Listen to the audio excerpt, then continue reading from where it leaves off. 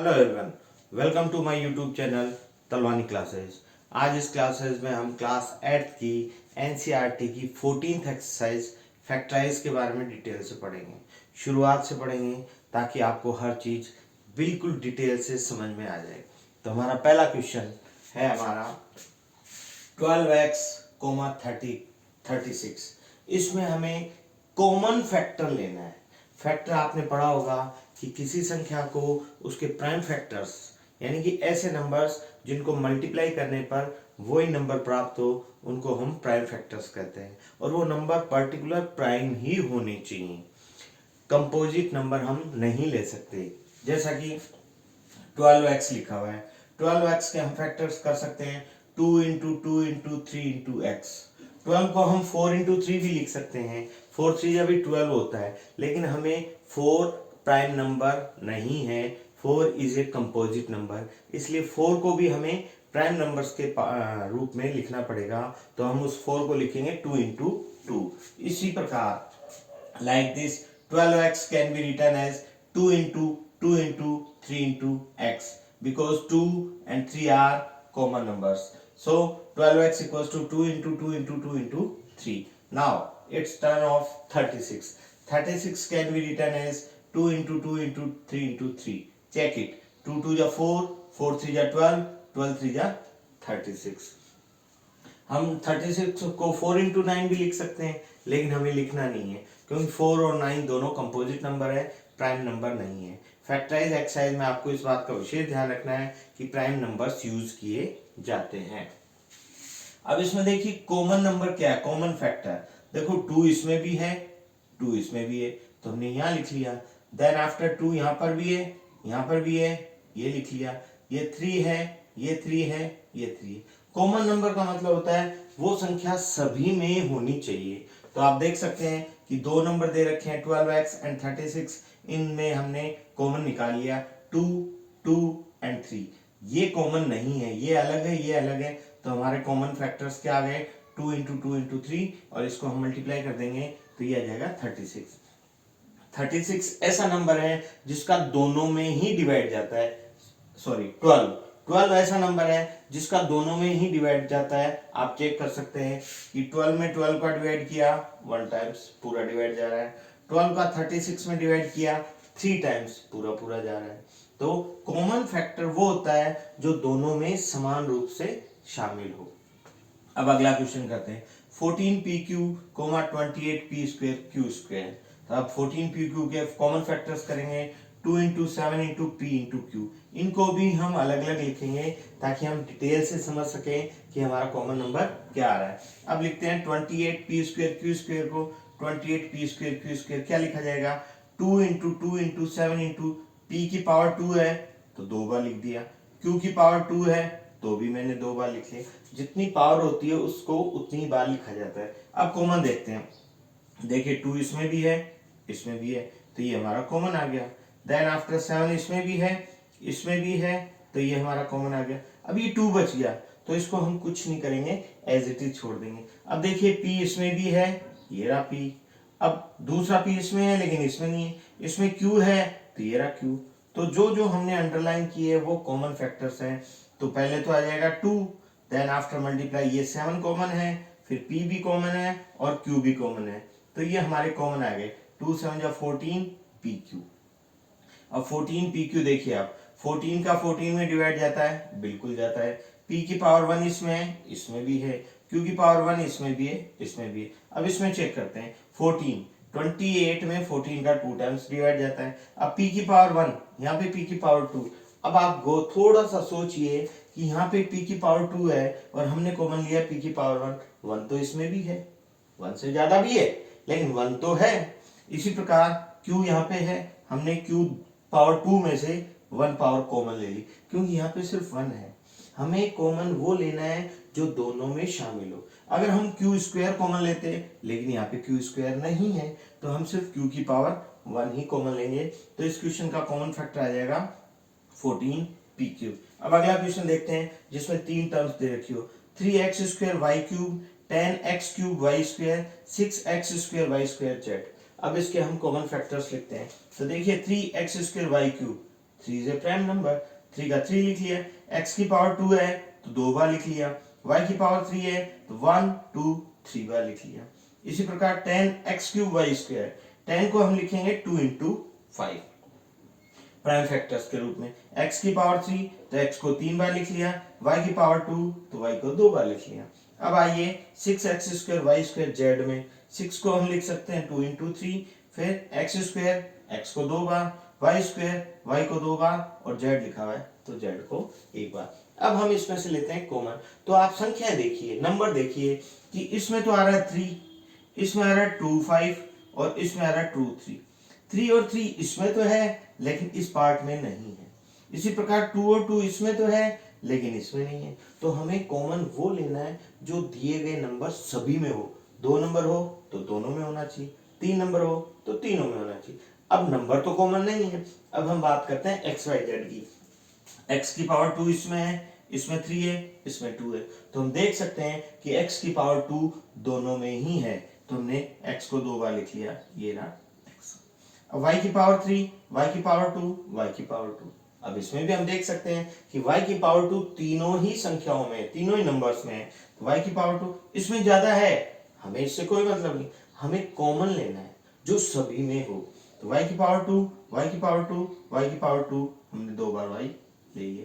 अब z इसमें है लेकिन इन दोनों में नहीं है, तो हम कॉमन नहीं ले सकते। तो हमारा कॉमन फैक्टर क्या आ जाएगा, x into x into y into y, x² y²। ये हमारा इस क्वेश्चन का कॉमन फैक्टर आ गया। अब अगले इन क्वेश्चंस में हमें करना वही है लेकिन इसमें हमें प्लस माइनस का साइन दे रखा है, तो उसके अकॉर्डिंग ही हमें आगे सॉल्व करना है। देखिए अगला क्वेश्चन है 7a² प्लस 14a। यहाँ पे कोमा थी, यहाँ पे हमारा प्लस आ गया, तो कोमा थी तो कोमा के अकॉर्डिंग सॉल्व किया, प्लस है तो प्लस के अकॉर्डिंग सॉल्व करेंगे। तो अब देखिए 7a² क्या हो जाएगा, 7 इंटू ए इंटू ए, बिल्कुल। अब 14a को लिखेंगे 2 इंटू 7 इंटू ए, 2 7 जा 14 और एक है। अब देखिए कॉमन फैक्टर 7 इसमें भी है, ये रहा 7, ए इसमें भी है, ये रहा 1, तो कॉमन फैक्टर हमारा आ गया 7a। अब इस क्वेश्चन का सॉल्यूशन क्या है कि पहले तो हम क्वेश्चन लिख देंगे, फिर जो कॉमन फैक्टर आया उसको हम बाहर लिखते हैं ब्रैकेट के, जो कॉमन फैक्टर आया उसको बाहर लिखेंगे, अब उसके आगे लगा देंगे ब्रैकेट। अब ये देखिए इस 7a में, 7a² में से 7a तो मैंने बाहर ले लिया, तो अंदर क्या बच गया, a, तो मैंने लिख दिया a। अब इसमें से ये दोनों बाहर लिख लिया मैंने 7a, अंदर क्या बचना चाहिए 2, तो ये लिख दिया 2, और बीच में प्लस का साइन है तो ये प्लस का साइन। तो हमारा इस क्वेश्चन का सॉल्यूशन आ गया 7a ब्रैकेट a प्लस 2। अब आप चेक करना चाहें तो चेक भी कर सकते हैं कि 7a को a से मल्टीप्लाई करेंगे तो 7a की पावर 1, a की पावर 1, 7a की पावर 2, ये रहा हमारा 7a की पावर 2, प्लस का साइन ये रहा। 7a को 2 से करेंगे तो 7 2 जा 14a, ये रहा 14a। तो हमारा इस क्वेश्चन का सॉल्यूशन आ गया ये। अब अगला क्वेश्चन देखते हैं 5x² y माइनस 15xy²। उसी तरह से हम फैक्टर करेंगे, 5x² y को लिखेंगे 5 into x into x into y, और 15xy² को लिखेंगे 3 इंटू 5, क्योंकि 15 के फैक्टर्स होते हैं 3 5 जा 15, 3 इंटू 5, x की पावर 1 है तो 1 बार लिख लिया। एक बात और, अगर किसी के ऊपर पावर नहीं लिखी हुई हो तो उसकी पावर 1 ही माननी है और उसी के अकॉर्डिंग सॉल्व करना है। तो इसके ऊपर पावर नहीं है तो हमने 1 बार लिख लिया, y की पावर 2 है तो 2 बार लिख लिया। अब कॉमन फैक्टर देखते हैं, देखो 5 इसमें भी है, इसमें भी है, ये लिख लिया, इसमें 3 है, हमें कोई मतलब नहीं है, लेना ही नहीं है। देन आफ्टर x इसमें भी है, x इसमें भी है, तो हमने कॉमन फैक्टर में शामिल कर लिया। अब दूसरा x इसमें है लेकिन इसमें नहीं है, अब y का नंबर आता है, y इसमें भी है, इसमें भी है, तो हमने कॉमन ले लिया। अब इसमें एक y और है तो हमें कोई मतलब नहीं है, हम क्यों लेंगे, कॉमन नहीं हो। तो हमारे कॉमन फैक्टर्स क्या आ गए, 5 इंटू एक्स इंटू वाई, तो 5xy। अब इस क्वेश्चन का सॉल्यूशन करते हैं कि 5x² y minus 15xy² equals to, ये तो आ गया हमारा कॉमन पार्ट 5xy। अब देखिए इसमें से 5 कॉमन ले लिया, x की पावर 1 ले ली और y की पावर 1 ले ली, तो अब यहाँ देखिए x की पावर 2 है तो यहाँ पे देख लीजिए, तो 5xy कॉमन ले लिया तो हमारे पास क्या बचा x, ये ब्रैकेट में हमने x लिख लिया। अब इसी तरह से 5xy कॉमन ले लिया तो हमारे पास यहाँ पे एक तो 3 बच गया और एक y बच गया, तो हम लिख लेंगे 3y, और माइनस का साइन है तो माइनस का 3y। तो इसको लिखने का तरीका ये होता है कि कॉमन फैक्टर को बाहर लिखते हैं और जो रिमेनिंग पार्ट होता है उसको ब्रैकेट के अंदर लिखते हैं। तो x माइनस 3y, इसको भी हम चेक कर सकते हैं। 5xy को x से मल्टीप्लाई किया तो 5x की पावर 1, 1x की पावर 2 और y आ गया, फिर माइनस का साइन, 5 3 या 15 x और y into y, y square. तो आप चेक कर सकते हैं कि ये हमारे इस क्वेश्चन का सॉल्यूशन हो गया। अब अगला क्वेश्चन ये है कि ax square plus y plus b x y square plus c x y z. इसको मैंने सोल्व पहले इसलिए नहीं किया कि आपको इसमें एक दो छोटी छोटी बातें बतानी है जो आपको सीखनी है। अब आप इसको इस तरह से करने के बजाय अब हम थोड़ा सा हमारा लेवल करने का थोड़ा सा बढ़ाएंगे, क्योंकि एग्जाम में इस तरह से करने में टाइम भी लगता है और मार्क्स भी पूरे नहीं आते। प्रॉपर तरीका अब हम इसमें सीखने जा रहे हैं। ये इनिशियल स्टेज है कि कॉमन फैक्टर्स लिखते कैसे। अब आप अपना दिमाग लगाइए और सोचिएगा, ए इसमें है, इसमें बी है, इसमें सी है, तो हम कॉमन नहीं लेंगे। अब देखिए x की पावर 2, x की पावर 1, x की पावर 1, तो हम देख सकते हैं कि x की पावर 1 हमारे पास तीनों में कॉमन है। अब आता है y का नंबर, y की पावर 1, y की पावर 2, y की पावर 1, बिल्कुल y की पावर 1 सभी में है, बिल्कुल। अब देखिए z, z इसमें है, बिल्कुल नहीं है, इसमें है, नहीं है, लेकिन इसमें है, हमें नहीं लेना। अब हम यूज करते हैं हमारा ब्रैकेट, क्योंकि कॉमन ले जाने के बाद ब्रैकेट यूज करते हैं। अब x की पावर 2 में से हमने x की पावर 1 यूज कर ली, तो क्या बचा, x बचा, लेकिन उससे पहले a है तो सबसे पहले तो a बचा, देन x बचा, y था हमने कॉमन ले लिया। अब ये प्लस का साइन। अब इसमें देखिए, इसमें हमने एक्स वाई कॉमन लिया लेकिन बी तो नहीं लिया, तो बी एज इट इज आ जाएगा।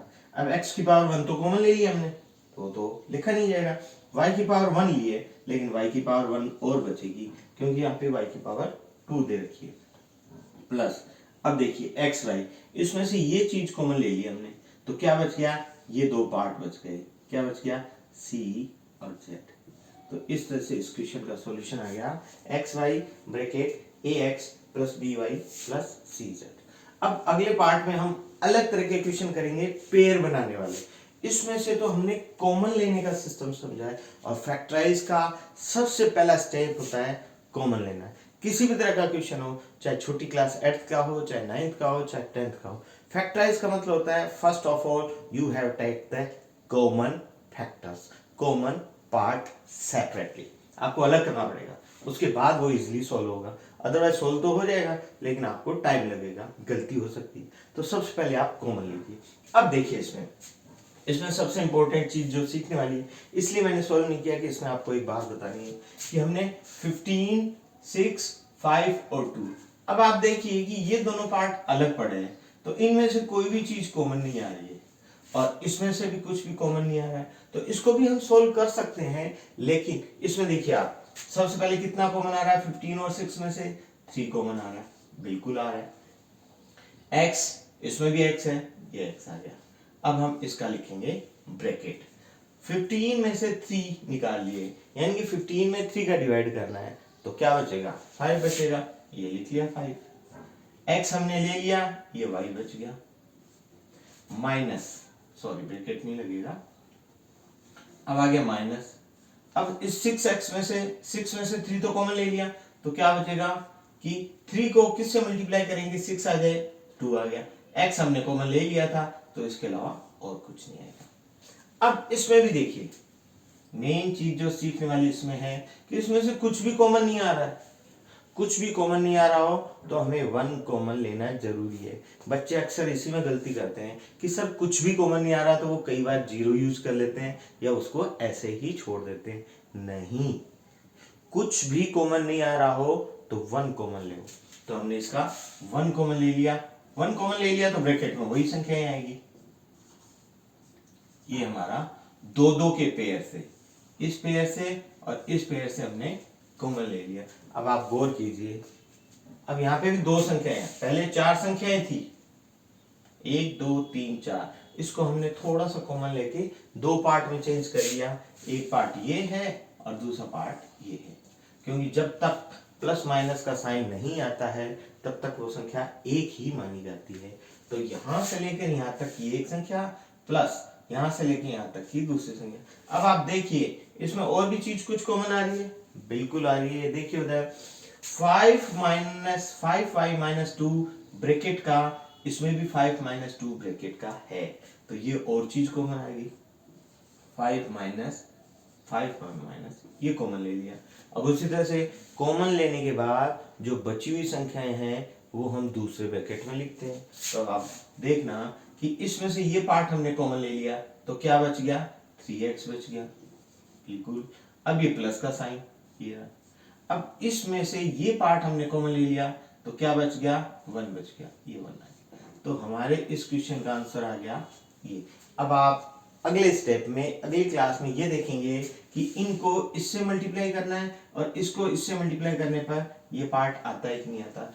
बिल्कुल आता है, मैं आपको सॉल्व भी करके दिखाऊंगा और इसमें भी कहोगे तो सॉल्व कर दूंगा। लेकिन अभी हम इनिशियल स्टेज पे हैं, शुरुआत में हैं, तो कंफ्यूजन हो जाएगा, तो इसलिए अभी हम सॉल्व नहीं करेंगे, अगले क्लास में सॉल्व करेंगे। अगला मैं क्वेश्चन लिखता हूँ, देखो अब अच्छे अच्छे क्वेश्चंस आपको एग्जाम के पॉइंट ऑफ व्यू से आने वाले क्वेश्चंस आएंगे। अब मैं ये लिखता हूँ, इसमें हमने यूज कर लिया ये। अब हमारा क्वेश्चन है 15 PQ plus 15 plus 9Q plus 9Q plus 25P। अब देखिए इसमें क्या चीज सीखनी है आपको कि अगर इसमें से हम 15 कॉमन ले लेते हैं तो 15 कॉमन आ जाएगा, लेकिन ब्रैकेट के अंदर वाली संख्या दोनों में सेम नहीं आएगी। इसके लिए पहले इसको अरेंज करना पड़ेगा। तो अब आप खुद थोड़ा सा सोचिए कि 15 को अगर मैं 9 के साथ ले लूं तो 5 और 3 का डिवाइड करने पर 5 और 3 आएगा, और इसको अगर हम दोनों में साथ ले सकते हैं तो 5 का डिवाइड करेंगे इन दोनों में तो 5 बचेगा। तो अब हमारा क्या क्वेश्चन बनता है कि इसका पेयर हम इसके साथ भी बना सकते हैं और इसका पेयर हम इसके साथ भी बना सकते हैं। तो आप किसी भी तरह से कोई भी पेयर बनाइए, दोनों से आंसर सेम आएगा, डरने की घबराने की कोई बात नहीं है। तो आप कहोगे जिसके साथ मैं पेयर बना सकता हूं, इसका इसके साथ या इसके साथ। चलो 15PQ प्लस 25P, फिर बच गया हमारा 15 प्लस 9Q प्लस 15। अब मैंने 9Q पहले क्यों लिखा है, क्योंकि 15 और 25 में से 5 कॉमन आने के बाद पहले 3 बचेगा, तो 3 वाली टर्म, इसमें 3 कॉमन ले लेंगे तो 3 वाली टर्म ये है। अब देखिए इसमें से कॉमन क्या आ जाएगा, 5 आ जाएगा, क्योंकि 5 ऐसा नंबर है जिसका 15 में और 25 दोनों में डिवाइड जाता है। देन आफ्टर देखिए इसमें PQ लिखा हुआ है, इसमें P लिखा हुआ है, तो P कॉमन ले लिया हमने। अब 15 में से 5 कॉमन ले लिया तो 3 बच गया और Q बच गया। अब 25 में 5 का डिवाइड करेंगे तो 5 बचेगा और हम कुछ भी नहीं लेंगे क्योंकि P था, P हम कॉमन ले चुके हैं। अब इसी तरह से इसमें आ जाइए, इसमें 3 कॉमन आ रहा है, 3 कॉमन आ रहा है तो हमारा बचेगा 3Q प्लस 5। अब आप गौर कर सकते हैं ये फर्स्ट नंबर, ये सेकंड नंबर, फिर कुछ ना कुछ कॉमन आ रहा है, ये पार्ट कॉमन आ रहा है, तो हम लिख देंगे 3Q प्लस 5 और दूसरी तरफ बचेगा 5P प्लस 3। ये हमारा आंसर है। अब आपके माइंड में क्वेश्चन उठ रहा होगा कि सर अगर हम 15 को 9Q के साथ सॉल्व करें और इस 15 को 25 के साथ सॉल्व करें तो भी क्या यही सेम आंसर आएगा? बिल्कुल आएगा। ये आपके लिए मैं होमवर्क दे रहा हूं और आप प्लीज इसको ट्राई कीजिए, सेम आंसर आएगा और मेरे को कमेंट बॉक्स में जरूर लिखिएगा। अब हम अगला क्वेश्चन करते हैं। ये आपका होमवर्क है। क्या होमवर्क है आज का कि 15P को 9Q के साथ लिखना है। मैंने तो 25P के साथ यूज किया है, आपको 15PQ को 9Q के साथ यूज करना है और 15 को इसके साथ यूज करना है। अब अगला क्वेश्चन और करते हैं हम, Z माइनस 9th क्वेश्चन आज का, Z minus 7 plus 7xy minus xyz। अब देखिए इसमें भी आपको नई चीज सीखने को मिलेगी कि हम 1 पार्ट 7 पार्ट 1 पार्ट 7 पार्ट, दूसरा हम इसको 1 पार्ट 7 पार्ट 1 पार्ट कर सकते हैं, लेकिन एक फैक्टराइज करने के लिए पर्टिकुलर नियम को फॉलो करना पड़ता है। तो अब देखिए इसमें से कुछ भी कॉमन नहीं आ रहा है, तो मैंने इसको ब्रैकेट में लिख दिया, और मैंने बताया था कि कोई भी कॉमन नहीं आ रहा हो तो उसको 1 लिखना है, ये 1 लिख दिया। अब देखिए आप इसमें 7xy और -xyz ये पार्ट दोनों में कॉमन आ रहा है, तो ये पार्ट दोनों में कॉमन लिख देंगे। यहाँ से क्या बचेगा, 7 बचेगा, और यहाँ से क्या बचेगा, z बचेगा। ये क्वेश्चन हमारा सॉल्व नहीं हुआ है, आप गौर कीजिए, यहाँ पे तो है z-7 और यहाँ पे है 7 - z। That is the most important thing you have to learn, कि इस तरह की कंडीशन आ जाए तो एक छोटी सी ट्रिक यूज करनी है। क्या ट्रिक यूज करनी है आज वो मैं आपको सिखा रहा हूं, कि इसको तो हम एज इट इज लिखेंगे। अब हमें इसका सीक्वेंस चेंज करना है अगली टर्म में। इस टर्म में 7 - z को z-7 करना है, तो सिंपल सा तरीका है, माइनस लिख दो बाहर और क्रम चेंज कर दो, कि यहाँ पे मैंने प्लस की जगह बना दिया माइनस, और इसका हम z-7 लिख सकते हैं। कैसे लिख सकते हैं चेक करते हैं। पर xy को 7 से मल्टीप्लाई करना है, तो हमारे पास आ गया प्लस का 7xy। अब इस -xy को -7 से मल्टीप्लाई करेंगे तो 2 बार माइनस का साइन आ गया, इट मीन्स आंसर क्या आएगा, प्लस का। तो आप देखिए -xy into -7 equals to minus minus one के 2 बार आने के बाद प्लस बन जाएगा, और इन दोनों को मल्टीप्लाई करेंगे तो इन दोनों में सिर्फ माइनस का एक बार ही साइन है, तो ये माइनस का रहेगा, -xyz बनेगा। ये बात आपको ध्यान रखनी है कि ब्रैकेट के अंदर अगर कोई संख्या आगे पीछे बदलनी है, माइनस का साइन हो, तो प्लस के साइन में ये रूल लागू नहीं होगा, क्योंकि प्लस में दोनों संख्या अंदर में प्लस की होंगी, तो इससे आंसर आपका गलत हो जाएगा। जब एक संख्या माइनस की हो, एक प्लस की हो, तो अगर हमें सीक्वेंस चेंज करना है तो बाहर हम माइनस का साइन लगा देंगे, तो हमने लगा दिया। अब देखिए ये टर्म एक हो गई, ये दूसरी टर्म हो गई, तो इसमें फिर ये चीज कॉमन आ रही है, देखिए, तो हम इसको कॉमन ले लेंगे, z-7, और दूसरे ब्रैकेट में हमारे पास क्या बचेगा, यहाँ से 1 बच गया और यहाँ से -xy। इस क्वेश्चन की तरह ही इस क्वेश्चन में भी हम मल्टीप्लाई करके क्रॉस चेक कर सकते हैं, कि z को इन दोनों से मल्टीप्लाई करेंगे और उसके बाद -7 को भी इन दोनों से मल्टीप्लाई करके चेक करेंगे। आगे की क्लासेज में चेक करना भी बताऊंगा और सिखाऊंगा, दिखाऊंगा भी कि वैल्यू सेम आती है। तो इस तरह से हमारी फैक्टराइज की एक्सरसाइज 14.1 जो 8th क्लास की सीबीएसई की बुक में वो कंप्लीट होती है। अगली क्लास में हम एक्सरसाइज 7.2 करेंगे। तब तक आप ये प्रैक्टिस कीजिए, सीखिए और गौर कीजिए, एग्जाम आने वाले हैं। और एक बात और कहूँगा कि please subscribe my channel and watch my channel and share my channel as maximum as you can, कि आपके सब्सक्राइब करने से हमें मोटिवेशन मिलता है, वॉच करने से, शेयर करने से हमें मोटिवेशन मिलता है, तो उस मोटिवेशन की वजह से हम और बेटर करना चाहते हैं। तो please subscribe and share my channel, जितना ज़्यादा आप कर सकते हैं। Thank you.